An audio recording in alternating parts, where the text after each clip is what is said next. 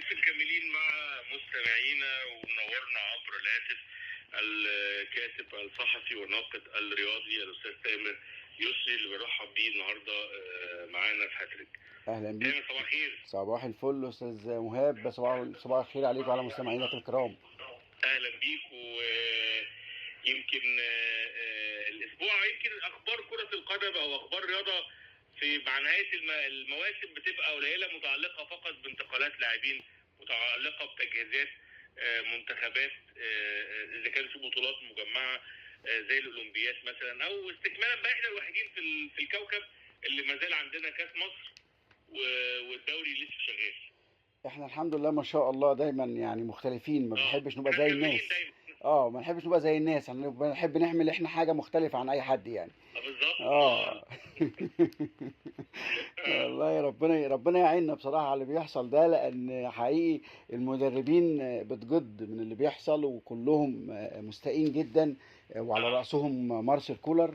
مفيش مؤتمر لمارسيل كولر الا لما بيشتكي من ضغط المباريات، وبيشتكي من تلاحم المواسم، وبيشتكي من ان اللي بيحصل ده هو ما شافوش في حياته قبل كده. يعني خلال مسيرته التدريبيه في تاريخه قال لك اللي بيحصل في مصر هنا انا ما قابلنيش في حياتي. الراجل نطق. ها؟ لا، نطق بصراحه، كان عايز يقولها بالعربي بس يعني. يعني اعتقد ان المباريات، ضغط المباريات اولا هي قصه، مش مسائل ضغط المباريات، القصه في ان احنا مش متعودين على ضغط هذه المباريات لفترات طويله، وخصوصا ان المواسم عندنا دائما وابدا متلاحمه. يعني هي فكره في تلاحم المواسم، وقلنا 100 مره محتاجين يعني زي ما بيقولوا كده بلغه السواقه نسقط غيار. ايوه محتاج حاجه او نظبط حاجه او نستغنى عن حاجه في النص عشان نبدا التروس تبقى مظبوطه على بعضها وماشيه زي العالم كله ما هو ماشي. المفروض ان يكون في موسم استثنائي، واحنا رافضين الكلام ده. يعني احنا عمالين نقول يا جماعه لا، لابد من اتخاذ قرار لموسم استثنائي. لو فضلنا على نفس الوتيره دي هيبقى كل سنه او كل موسم بنفس الوضع. الكلام ده قلناه الموسم ده، الموسم اللي فات، الموسم اللي قبله، تمام، مفيش تغيير. لسه اقول لك بقالنا كام سنه بنقول الكلام ده؟ حوالي 5 سنين اهو. يعني لو تذكر نفس الكلام ده قلناه في 2020 ساعة دوري كورونا، وقلنا صحيح. الدوري في أزمة وهيطول. فرصة ذهبية نعدل. بالظبط، هي الفرصة. أيوه نعدل فيها. بالظبط، هي فرصة كورونا دي كانت هي الفرصة الذهبية اللي هي بالفعل كانت ممكن تعدل الكفة شوية يعني بعض الشيء. لكن احنا ما زلنا دلوقتي طبعا بقى في صعوبة انك تلغي دوري علشان خاطر الشركات الراعية للبطولة والراعية للأندية. بقى الموضوع فيه صعوبة كبيرة جدا، فبالتالي انت برضو محتاج يعني الافضل تبتدي بقى تفكر في ايه، حلول بديلة، اللي هي طب انت مش عايز تلغي الدوري، طب اتفضل حاول بقى تقلل عدد الفرق. ما انت لو قللت عدد الفرق ل 14 مثلا فريق، ما انت لازم تعمل حاجة استثنائية. تمام، اعمل بقى الدوري ل 14 فريق. تمام، هتلاقي كل فريق بمعدل لو لعب مباريات اقل شيء هيبقى 5 ايام فرق ما بين المباراه والمباراه. مش هنقول اسبوع، هنقول اقل فرق 5 ايام. 12 فريق كمان. بالظبط. لا احنا 14 دي متوسط، يعني 14 لو حسبناها بالورقه والقلم هتدي لك ان انت في الاخر هيلعب كل فريق يلعب خلال 5 ايام مباراه. والخمس ايام دي ارحم بكتير من كل 48 ساعه مباراه. الراجل فعلا كان بيلطم امبارح، يعني بلغه الكوره طبعا. ايوه، بيصوت من موضوع ضغط المباريات، ولسه الماتش جاي اعتقد بيراميدز. هو الماتش الجاي بيراميدز اصلا. وبعدين انت يعني بعدين احنا الموسم ده شفنا حاجات ما شفناش قبل كده. يعني مثلا الاهلي بيلاعب الداخليه الاسبوع ده، تمام، بعد 72 ساعه انت بتلاعب مثلا فاركو، ترجع تلعب الداخليه تاني، ترجع تقوم لاعب الجيش، لعبه مرتين في اسبوعين او في 5 ايام او 7 ايام. اقول لك ايه، المشكله كلها ايه؟ مشكله الكره المصريه كلها ايه؟ طبعا اللي طالعه الحمراء هي رقم واحد في مصر وافريقيا والعالم العربي. مشكلته في مبارياته الكتير طول الموسم. بالظبط. فالسيستم بتاعه مش مناسب الكوره عندنا. تحس ان هو مش عارفين نحلله. واخد بالك ازاي؟ طب يا جماعه. لا، والانديه الثانيه تقول لك اشمعنى؟ طب ما هو اشمعنى ايه؟ ما الراجل بيلعب اكتر عدد مباريات كره قدم في القاره الافريقيه بيلعبها النادي الاهلي. طبيعي محدش جدا، بيلعبها زيه. طبيعي جدا. وعايز اقول لك على حاجه، اه هو كله دلوقتي بيحمل الاهلي يعني الازمه كلها، اللي هو بمعنى صح لو الاهلي ما كانش اجل له مباريات ما كانش حصل الكلام ده. لا لا، يعني نريح الاهلي ده بقى كلام غير دلوقتي. واقعي. طب خلاص شيلوا الاهلي واعملوا انتوا دوري براحتكم. يعني هقول لك ايه، شيلوا الاهلي خلاص واعملوا دوري. ليس دفاعا برضه عن النادي الاهلي لكن ذكرا للحقائق. ما الناس بتنسى، احنا عندنا ذاكره السمك هي اللي بتتحكم في عقولنا، بتنسى ان الاهلي شارك في كام بطوله السنه دي، كاس عالم الانديه، دوري السوبر الافريقي، بطوله السوبر الافريقي، بطوله السوبر المصري اللي اقيمت في الامارات. تمام. اكتر من بطوله غير بالاضافه لدوري ابطال افريقيا. ما هو ده برضو فريق واحد عمل لعب في كل البطولات دي. يعني بص، هي ما بتخلصش. ايوه. لا، دايره مقفوله، دايره مقفوله عمالين نلف حواليها وما عندناش حلول. مقتنعين بسيستم واحد، بعقليه واحده اللي بتدير. لا مفيش اصلا، يعني مفيش تيم وورك اصلا لتنظيم عمليه المسابقات. وبالمناسبه ده اللي ينقصنا، لان شفنا برضه عشان نبقى نعطي لكل ذي حق حقه، شفنا بروكسي وشفنا الالومنيوم بيلعبوا قدام قطبي الكره المصريه. هذا الاداء مع انديه نقدم لها كل التحيه والاحترام بامكانيات تكاد تكون منعدمه في عالم كره القدم. ده هقول احنا عندنا على المستوى البشري الفني، يعني ما الكره متقسمه في مستوى بشري، امكانيات فنيه وامكانيات اداريه. بالظبط. لا المستوى الفني البشري، لا احنا عندنا ناس، لو عندنا لعيبه تقدر تبقى تقيله قوي. اللعيبه دي لو توفر لها اجواء الاهلي والزمالك هتبقى يعني نجوم افريقيا. بالظبط. انت امبارح كنت في ماتش الاهلي والالومنيوم، وشفت الفريق زي الالومنيوم خبرته ده انا هقول لك، النادي الاهلي عملاق افريقيا. هقول لحضرتك على حاجه بقى، الاجمل بقى واللي اتفاجئنا بيه بقى في المؤتمر الصحفي، ان مدرب الالومنيوم قال لك انا مجمع اللعيبه دي في 1/7. انا مجمعهم في 1/7 لان هم الدوري خلص عندهم في الدرجه الثانيه خلص. تمام. فبقى لهم حوالي شهرين مريحين ما بيلعبوش. واتحاد الكوره ما شاء الله مرجعهم في موضوع بقى تحديد المباراه وتحديدها امتى، وكان في ميعاد سابق وبعد كده اجلوا. هيلعبوا النادي الاهلي بالظبط كده. فيعني اديهم فرصه. يعني حتى من ضمن الكلام اللي قاله المدير الفني، قال احنا طلبنا من اتحاد الكوره يبلغنا المباراه تبقى كبيره علينا فلازم نبقى جاهزين. فاقل حاجه بلغونا بموعد المباراه بشهر على الاقل، فقاموا مبلغينهم قبلها ب20 يوم. تمام. وبعدين قال لك انا لميت الفرقه وبعاني دلوقتي لان انا كان عندي خط الهجوم رباعي، خط الهجوم الاطراف بالمهاجمين طبعا عقودهم انتهت فراحوا انتقلوا لاماكن تانية. فانا ما لحقتش اجيب لعيبه، وفي نفس الوقت انا ما لحقتش اجهز الفرقه، فلعبت بالامكانيات المتاحه. فتخيل راجل بيقول لك بالامكانيات المتاحه وناقص 4 لعيبه وبيخسر من الاهلي في الوقت بدل الضايع. طب يعني الفرقه دي لو جاهزه او كامله كانت عملت ايه امبارح؟ فيعني لا بصراحه ليهم كل الاحترام طبعا، والمدير الفني والاداره عندهم واللاعبين، لا يعني فرقه محترمه حقيقي. سيبك من ان الاهلي ما كانش مركز او الاهلي عينه على مباراه بيراميدز او حاجه، بس برضو المباراه امبارح دي كانت مباراه بطوله. لا دي مباراه كاس، مباراه بطوله. مباراه الكؤوس ما فيهاش الكلام ده. هي اسمها مباراه بطوله، كل ماتش ببطوله، لانك لو خرجت منها مفيش تعويض، خلاص خسرت بطوله على طول. بس على مستوى استعدادات المنتخب الاولمبي، بس خلينا اول ما نروح للمنتخب الاولمبي، خلينا واحنا لسه في النادي الاهلي واعلان صفقتي استعارته لكريستو من النادي الاهلي، وكل الراجل مش مقتنع بيه. هل في اي معلومات متعلقه بالموضوع ده؟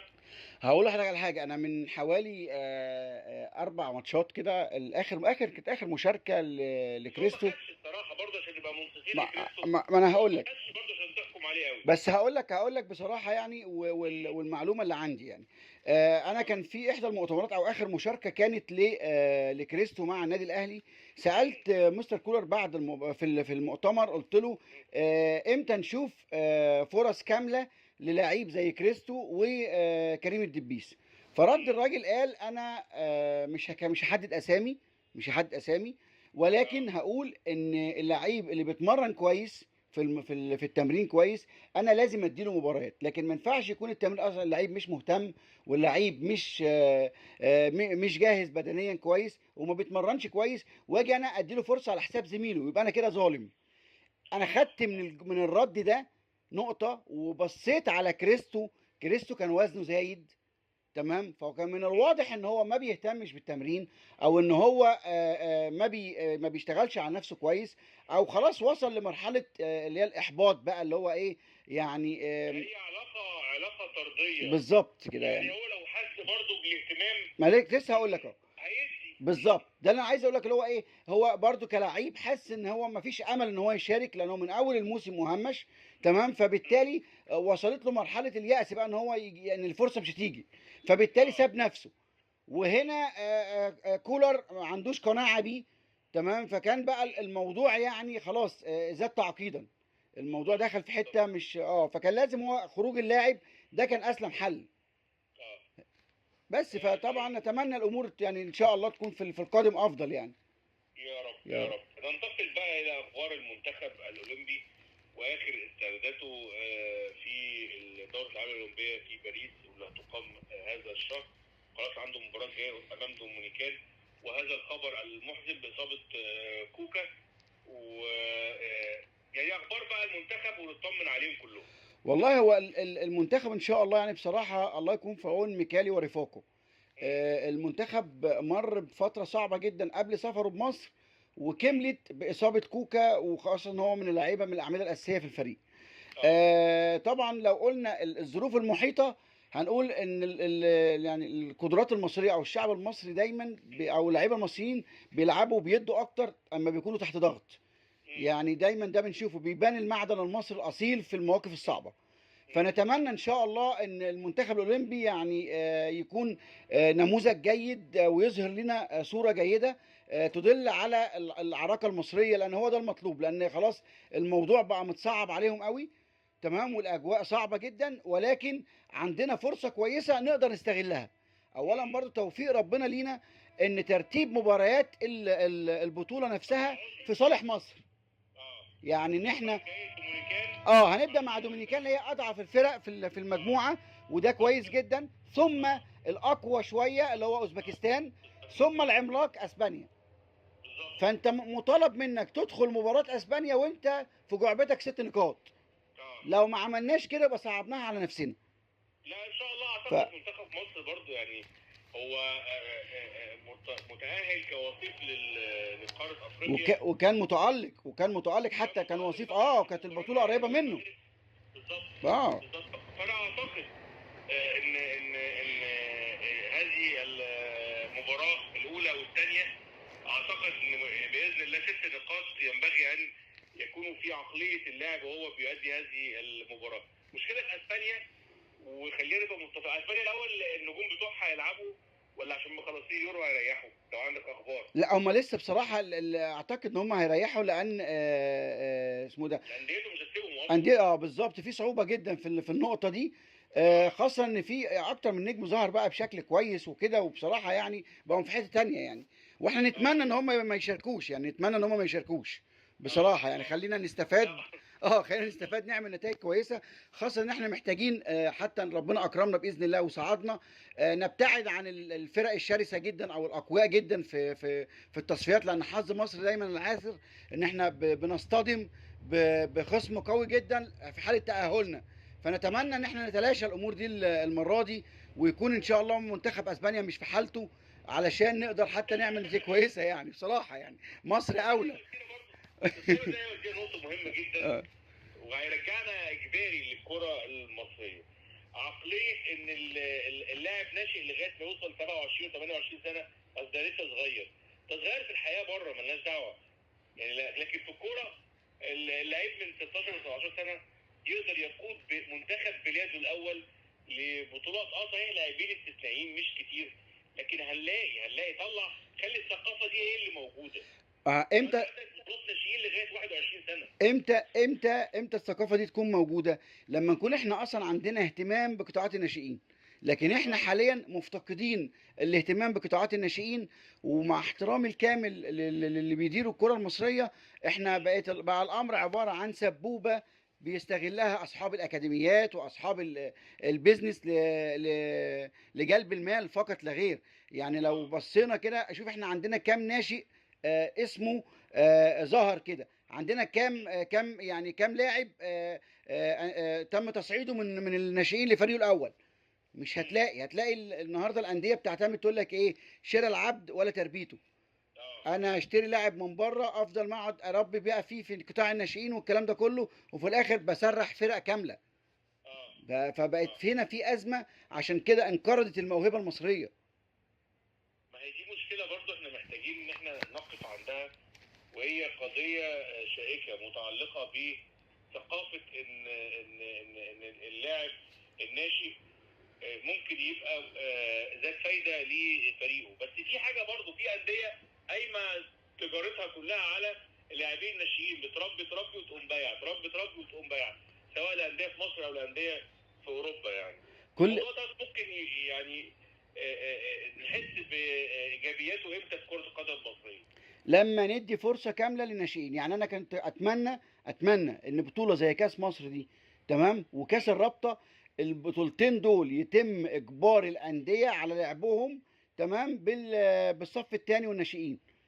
في الوقت ده هيفرز لك ويبرز لك عناصر جيده. لان انت النهارده يعني مثلا الاهلي هو بيلعب في دور 32، امبارح بيلعب باللعيبه الاساسيه. لا، كان ممكن تكمل بطوله الكاس بجانب بطوله الدوري، حتى والتوقفات الدوليه شغاله، حتى والفرق بتلعب اهلي او زمالك بيلعبوا في افريقيا. اجبر كل دول ان هم يلعبوا بالناشئين عشان تفرز صف تاني للانديه، هيفرق وهيصب في مصلحه المنتخب المصري او المنتخبات المصريه بشكل عام. لانك هتطلع لعيبه هتجبر الانديه ان هي تلعب بالصف الثاني، هتبص تلاقي فيه عنصر ناشئين. على فكره يعني احنا لو بصينا لتجارب حتى على مستوى اللعبات الاخرى، نجح في كره اليد بالظبط كده. ما انت لازم، او ربطت نتائجهم بنتائج الفرق الكبيره بتاعتهم وعملت لهم سيستم معين. ما هو برضه يبقى اتحاد الكوره برضه عليه مسؤوليه. ما انا بقول لك، هو اتحاد الكوره ورابطه الانديه عليهم عامل كبير جدا، لان لابد من ان هم يعملوا تنسيق في النقطه دي. وما يستجيبوش لضغوطات مفيش بقى، هو لازم انت تبقى الاقوى، انت اللي تحط لائحه وتدي قرار، تمام، وتطبق عليه. احنا خد بالك ان احنا بقينا كل فتره بنكتشف حاجه جديده، واخرها ما حدث في موضوع الجماهير من نادي بيراميدز. يعني دي انذار جديد. دي انذار جديد، ان انت حضرتك يا اتحاد الكوره ويا رابطه الانديه من دلوقتي لو ما حطوش ايديكم في ايدين بعض وحطيتوا لائحه تلزم الانديه. سيب النادي ازاي يحدد؟ معلش مع كامل احترامي، يعني المفروض تبقى الحاجات دي معلنه من اول الموسم ولا يتم التلاعب فيها. وهقول لك على حاجه، ولابد ان انت حتى لو كده اديت مساحه تلاعب مثلا تديها بسقف معين عشان ما يتمش استغلال الجماهير. لكن بالوضع ده لا، هو كل المباريات النادي يعلن من الاول تذكره الدرجه الثالثه ان شاء الله يعلنها ب 10000 جنيه.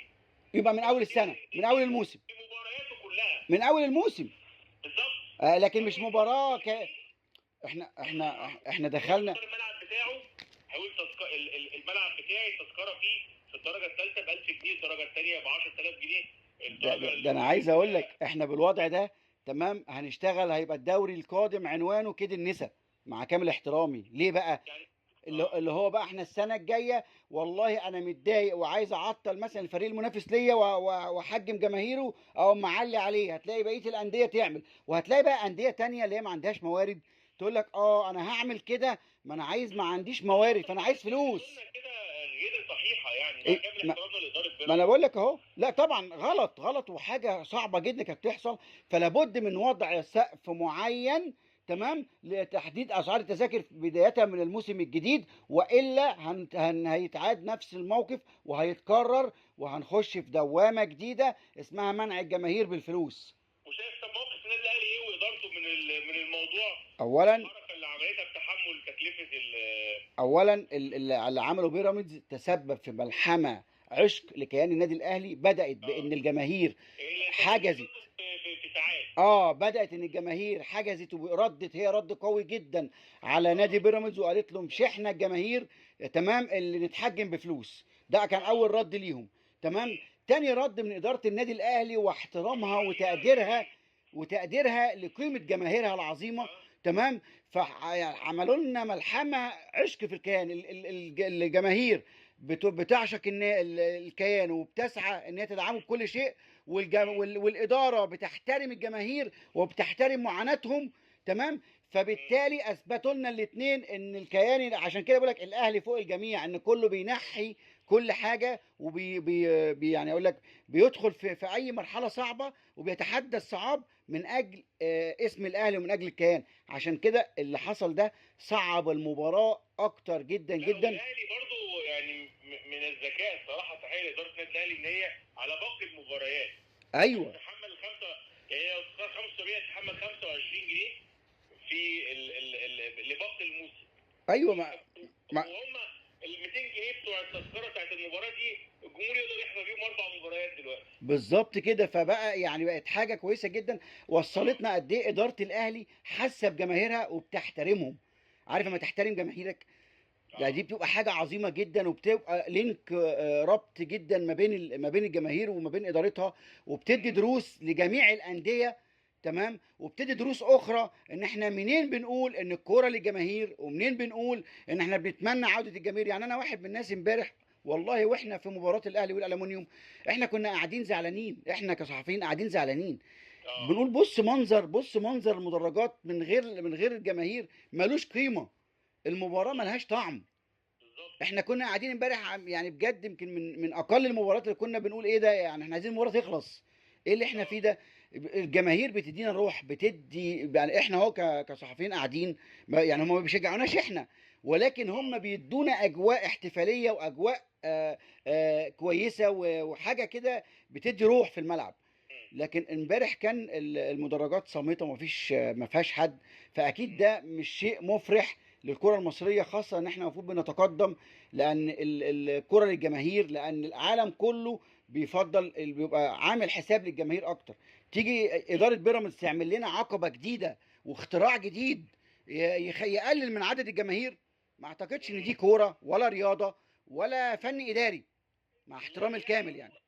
خلينا ما دام مفيش السيستم اللي هو متعلق بان انا احدد كل حاجه من الاول وكل حاجه غير قابله للتغيير، فخلاص هو الراجل بيعمل نوبه، ما هو مفيش حاجه تقول له، مفيش ما يمنع اي نادي بيراميدز او غيره ان هو يخلي التذكره بتاعته ب 500 جنيه. عارف المشكله في ايه؟ النظام من الاول. عارف المشكله في ايه يا استاذ ايهاب؟ لا عيب على بيراميدز برضه ان هو لا. عايز عارف يعلي موارده ولا حاجه، يمكن ال 200 جنيه دول هيفرقوا معاه. يعني انا مش عايز اقول ان هم صاحب الفعل هم محتاجين يجيبوا 200 جنيه عشان يشتروا او عشان يجيبوا الجماهير اللي هم بيجيبوها بالوجبه والتذكره. يعني انا يعني مش عايزين نخش في الحته دي. بس بص يا استاذ مهاب، انا هقول لك على حاجه. بص يا استاذ مهاب، انا ولا نتحدث فيها على الاطلاق، لكن خلينا على مستوى المنافسه في الدوري. حضرت امبارح المؤتمر الصحفي كولر واتكلم عن حراسه مرمى النادي الاهلي امام بيراميدز في المباراه القادمه، وقال لك ان هو محدد مسبقا. تستشف من كده ايه؟ وخصوصا ان في بعض الاصوات الهامسه اللي بتطالب ان يكون مصطفى شوبير هو حارس مرمى فريق النادي الاهلي في هذه المباراه. وبقول الاصوات الهامسه وكامل احترامنا لمحمد الشناوي ككابتن لمنتخب مصر والنادي الاهلي. هقول لحضرتك يا استاذ مهاب، الفكره ان الشناوي طبعا قيمه لا يستهان بها حد، يعني اعطى للنادي الاهلي كثير، لاعب متميز قائد للنادي الاهلي، ولكن مع كامل احترامنا ليه في تذبذب في مستواه الفتره الاخيره، وكلنا نعترف بذلك وكلنا شاهدنا ذلك. وشاهدنا بقى على النقيض ان مصطفى شوبير بيأدي يعني مواسم من افضل المواسم لحارس مرمى جاي من على الدكه او جاي من الثلاجه، ويصطدم بمنافسات قويه وشرسه ودوري ابطال افريقيا، ويسد السده دي ويقف يحرص عليه النادي الاهلي ويحافظ عليه. دي حاجه محترمه جدا. النهارده كولر في ورطه ان هو عايز يحافظ على الاثنين في وقت واحد، وفي نفس الوقت برضه في مشكله مع الشناوي ان هو ما عندوش تقبل لفكره الجلوس احتياطيا. دي اللي احنا شاهدناها. سيبك من ان هو ممكن كولر ما يقدرش يقولها حفاظا على اللاعب بتاعه، ولكن هو ده اللي احنا شايفينه. المباريات اللي بيكون فيها مصطفى شوبير في حراسه المرمى، الشناوي بيكون خارج القائمه نهائيا. تمام. ولو تابعت المباريات اللي شارك فيها مصطفى شوبير بعيدا عن دوري ابطال افريقيا، هتلاقي ان الشناوي ما بيكونش موجود على الدكه، الشناوي بيكون بره القايمه. المباراه اللي فاتت بتاعت بيراميدز، قبلها الزميل احمد علي رئيس القسم الرياضي لجريده الميدان كان سال كولر في المؤتمر الصحفي نفس السؤال ده بتاع امبارح. قال له ايه؟ قال له يا ترى ممكن نشوف مصطفى شوبير في حراسه مرمى امام بيراميدز، ولا هتدي فرصه للشناوي؟ ويعني شايف مين هيحرس مرمى النادي الاهلي؟ فهو قولا واحدا كده قال الشناوي، قولا واحدا. تمام. اعلنها قبل المباراه، قال لك الشناوي اللي هيقف المباراه اللي جايه. تمام.